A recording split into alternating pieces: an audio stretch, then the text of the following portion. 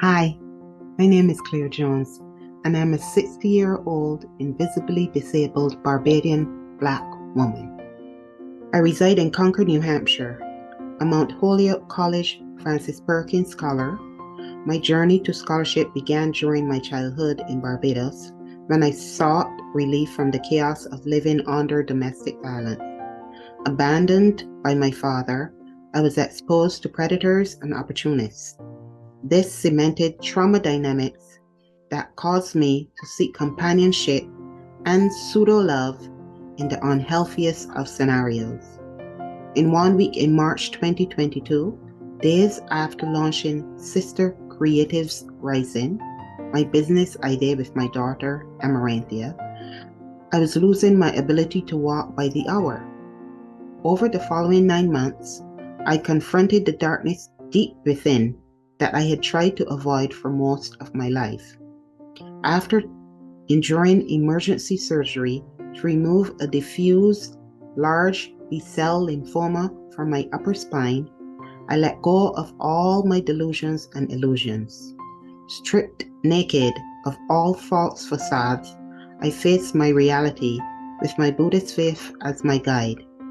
I am now within the 1% category to walk again after such surgery.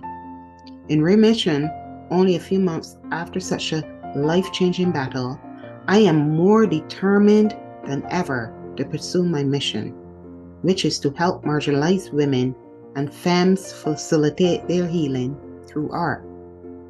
Today, I use my voice, creative works, poetry, and informative writings to encourage women and trauma survivors to utilize the arts for self-improvement. I truly believe that everyone has a creative spirit. In the late 1990s, on a research trip for my final college project, I stood at the door of no return on Gorée Island, Senegal, West Africa, where my enslaved ancestors last saw their homeland.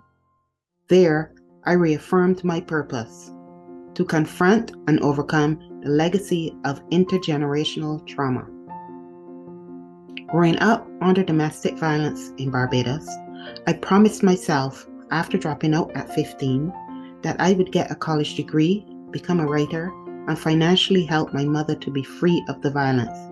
However, I faced many challenges and setbacks over the years. Nevertheless, I never gave up.